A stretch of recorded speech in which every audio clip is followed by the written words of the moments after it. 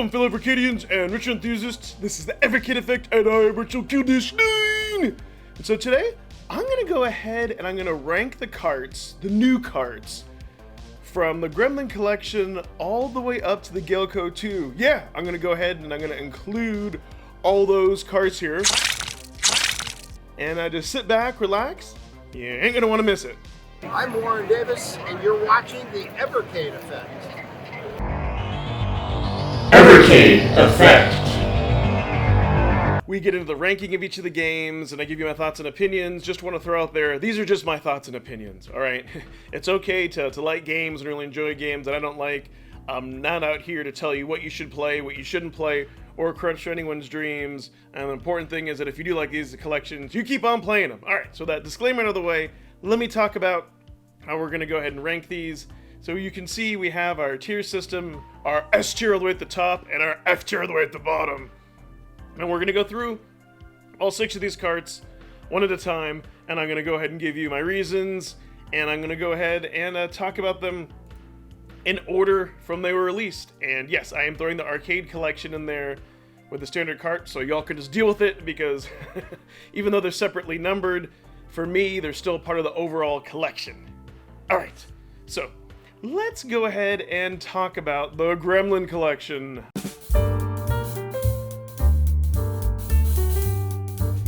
I know those of you out there already know some of my thoughts and opinions on this. You know, I wasn't too wowed when this collection came out. I was just kind of like, really? You know, we don't know that many games. I don't really see any good games that I'm into. So I went ahead and got it. You know, gave it a chance.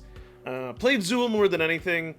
All the other games on there, I didn't play as much. And if I'm being honest, I haven't played this collection since the Renovation collection. I haven't gone back to it, and that's going to be a factor of how I rate these games. You know, we just have a weird mishmash of games. We have the puzzle Game Boy game, but it feels flawed to me. I really just don't like it. We have like sports manager games and all that. So I think you can kind of see, you know, where I'm going at this on the tier rating. So where am I going to put this? It's definitely going to be an S tier. All right. I am going to drag it here to be a D. We're going to put this on a D tier.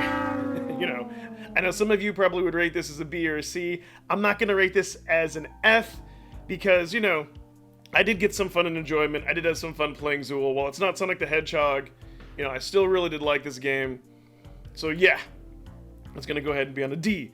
Now moving on to the Renovation collection. So we have a history with this game. Me in particular. As you all know, I was super hyped for this game when it was announced. And then I got it, and then the cart died on me, and then I had to wait, and finally got it. But you know what? It was worth the wait, yo! This is a greatly curated console collection, and it rivals Pico 1. I mean, this is just awesome. This is really, really top tier for me. But how top tier, you may ask? So let's go ahead and go back. I think we need to see how top tier this is going to be here. Where am I going to put it? Is it going to be at the tippy top or close to the top? You know what? I am going to put this... This is an S tier collection. 100%. For sure. And you may ask why. Well, it was difficult for me to choose between an A and an S, but there's so many games on this. We get a lot of games. We get a lot of good games. You know, really, maybe the only bad game is Beast Wars, but it's still kind of an artsy-fartsy fun game. There's new games to discover. I haven't played through all the games on this. I haven't blown through it yet, and I'm going to go back, and I do want to keep playing it, regardless of the collections that I have now. And so, I mean, this is also a collection I would recommend for anybody new getting into Evercade. You get your Pico 1, and you get this. Boom. All right. So now, what do we have next? Oh, yeah, we have the Megacat. Morphcat. What did I call it? Megacat. We have too many cat collections, so the Morphcat collection. All right, let's go ahead and talk about this. Now, I know some of you out there may not like this as much due to there aren't as many games in their collection. Sure, but for me, it's quality over quantity. And the important thing I want to stress about this collection is that this got me back into enjoying and playing indie games in Evercade. Yeah! And while the Indie Heroes 1 collection is good, these games are of a higher tier, I honestly feel. They're a bit longer. I feel they're a bit more polished. I really, really like all these games. I've gone through and I've completed all of them except for the Micromania Second Quest, but you know what? I do want to go back and finish that. I didn't feel like any of these games were a grind, and that's really important. I had complete enjoyment, and while some of them were short, I love this collection, and it's just so cool also to get a physical collection of this.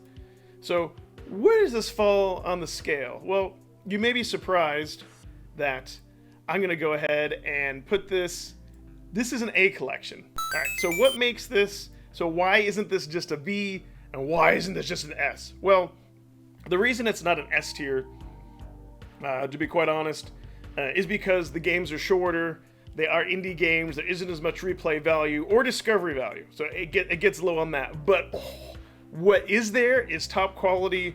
All these games are so much fun. I could see maybe even going back to some of them, you know, a while later, and I have not played Micromages with a 4-player. This has all just been single player, so yeah, this is just a great collection. Lots of fun and enjoyment to have here. Alright, so now we gotta move on to Intellivision 2 collection and talk about that here for a second. Alright, so for those of you who saw my video, by the way, if you haven't seen any of my videos of my first look, you know, my impressions and reactions, please go ahead and check that out. I may link the playlist up here. Yeah, I'll throw a card up there, and I'll also put it as a pinned comment down below, so you can go ahead and check those out. Alright, so moving on to the Intellivision 2. So, I had high hopes for this, and when I played it, it was just the controls. So another important thing to me is that, you know, a game has to suck me in.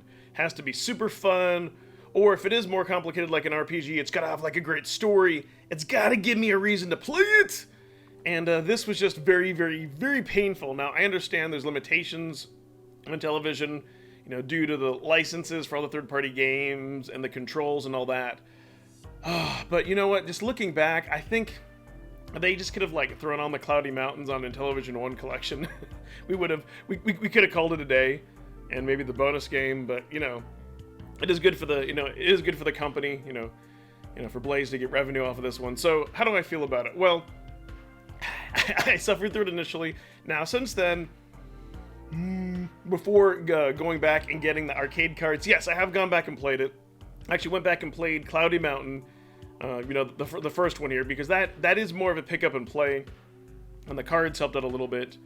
That is, you know, that's enjoyable. It's really hard though. it's super hard, but I did have enjoyment, get sucked in. And then the zombie game, yeah. Once I saw Pete's video on how to play that, there's definitely fun to be had here, but they're not so mind-blowing that you have to have this collection. And, you know, just one of those ones where, could I recommend it? So, let me go ahead and go back here, and let me think about this. And I should also mention, too, that I haven't, like ahead of time, I haven't thought about in my head what I'm going to rate all these games. Now, you notice that I rated the Gremlin collection to be a D and not an F, because there are just some playable games. You know, they're definitely playable games. The Intellivision collection, I really couldn't recommend it. So I know I'm going to ruffle some feathers out there, but I'm giving this one an F, because I just, the controls was just a huge miss on it.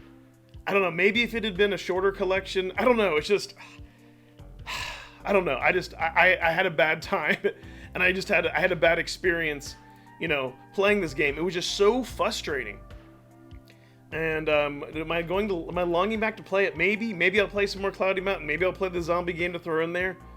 But I'm not in any real hurry just to go back. And those other games, I was just so frustrated. You know, I had a lot of fun with Retro Rich when he played and did his Fun for Fives for Intellivision Tuesday. I had more fun watching him play. He has a lot more patience. For me, when it comes to gaming, I don't have patience. If you like this collection, that's awesome. But for me, it's an F tier. I'm just not having it here. All right. So with that out of the way, let's move on to Jaleco. Yeah! So you've just seen I've done my my first look on both the Jaleco collection and the Gaelco collection. So have I still been playing them? You know, have I this whole time? What have I been doing? And the answer to that is yes. I've been pretty much non-stop been playing these two games, both on the VS and on the handheld, with the exception of some Namco the Namcos, and Atari Collection 1. Yeah, as I've talked about in Evercast, that seems to be my go-to. And you know, will be the Atari Collection 1. Yes, the controls are solid for that era of gaming. It's just unfortunate that Intellivision 2 Collection is not. But we're not here to talk about that. We're here to talk about Jaleco Arcade Collection 1. Yeah! So this, I've had so much enjoyment. In my opinion, there isn't a bad game on this collection. All of them are good. You know, even 64th Street. I was a lot of fun. I had fun with that brawler, or beat 'em up. And you know what? I'll probably go back and play it. I have completed most of the games of the collection. Really enjoyed, like Rodland. Saint Dragon I haven't beat yet, but some of the other shooters I have. So yeah, this collection. Let's go ahead and rate this. So this may surprise some of you on where I am going to put it. So this one also gets an A tier. So I'll make my justification. So this card is it's too good and it was too much fun. There's no way it could be a B or C. It's definitely above average, and I've said it's a banger of a card. The only thing that doesn't make it an S tier collection is just because like there wasn't any particular game that just like blew my mind. Like there wasn't, for lack of a better word, like an R-Type, you know, something like that. I did enjoy all the games, but there's nothing that just totally blew my mind, or I was like, oh, this is this is above it all. So highly recommend this if you don't already have it. So much fun to be had here, and I could see myself even going back to playing some of the games. You know, once I beat them, Earth Defense Force, that was so much more of an enjoyable game. Not just because of the limited quarters, for example, but because it was just easier. They made the console version way too hard. All right, so now let's go ahead and go back here and talk about Gaelco Collection 2. So this one, and I'll also include the hidden game in here. So we have 7 games, and these are games definitely never heard of, never played before. They're all wacky and fun in their own way. Thunderhoop 2, I like that a lot better than the original. You know, a little more survivability and the character and everything controls, but that's a great fun and gun. Squash I haven't touched much, but the volleyball game, believe it or not, that's how to make a sports game. One button. They simplified it. They made it fun. They made it very arcade-like. Been enjoying that. And you know, Big Karnak, just all these games, and I've had a lot of fun. And while some of the games can be like a little bit tedious, that's what the quarters are for, right? They're arcade. They're meant to be hard. But yeah, I've been enjoying this so much. The bonus game is nice. I think it's the best bonus game that we've had so far. I can't say that there's a bad game. Maniac Square, the prototype, is much better. I kind of wish Blaze would make that, automatically appear once you unlock it and you put it in that cart. It'd be kind of nice. But I'm so glad that they did that, because you can see how the final game was, and you can see the prototype, which I think is a much better game. Music is much better, and maybe we'll see more of these prototype games. What the devs are thinking. Why they made such a change. So yeah, this game definitely has, for me, replayability, just craziness, just wackiness of all the games. Yeah, we only have 6 games, 7 if you include the unlock, but that's fine. It's still quality over quantity. So let's go ahead and rate it here. So I think you might know where I'm going with this. I would also rate this. S tier. Look at that. It jumped up. It's like, no, I'm an S tier. No, sorry. So pretty much for the same reasons of Jaleco, I don't rate Gaelco Collection an S tier. For this to be an S tier, you would have to be able, let's say, to be able to use like the light gun, like the light gun to play that unlock game. Like that would have pushed it over the edge.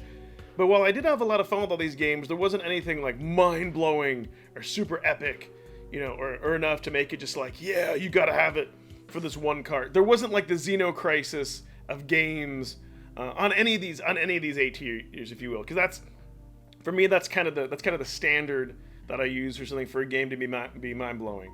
So let's go ahead and recap. So we have our poor Intellivision 2 collection for the F tier. We have our Gremlin collection for the D tier. And then our A tier, we have our Morphcats collection. we have our Jaleco collection, our Gaelco collection, and then at the mighty S tier, we have the Renovation collection. So that's how it went ahead and turned out. And I'm actually a little bit surprised myself. Again, when I went into this, I didn't plan anything ahead of time. I just really been thinking about his carts over the last weeks and months and what I've been going to. So I am going to put a link. I'll probably pin a link to that in the description below. So if you want to go ahead and make your own tier list, if you want to share your tier list, yeah, go ahead and comment below. I would be so curious. I would like to know y'all's tier list, or just if you don't want to share the image, just comment. You know, let me know. What do you think? Was I right on the money? Was I totally off? Is there something else that I ranked, too low of a tier that you think should be higher? Or was there a certain cart that you felt was totally overrated that was just average? I would like to hear from you below. And if you haven't yet subscribed to my channel, boing! Please go ahead and do that. Like this video. It always helps me out and spreads the Evercade awareness and weirdness. And, well, I created content. Thanks for watching. Bye-bye!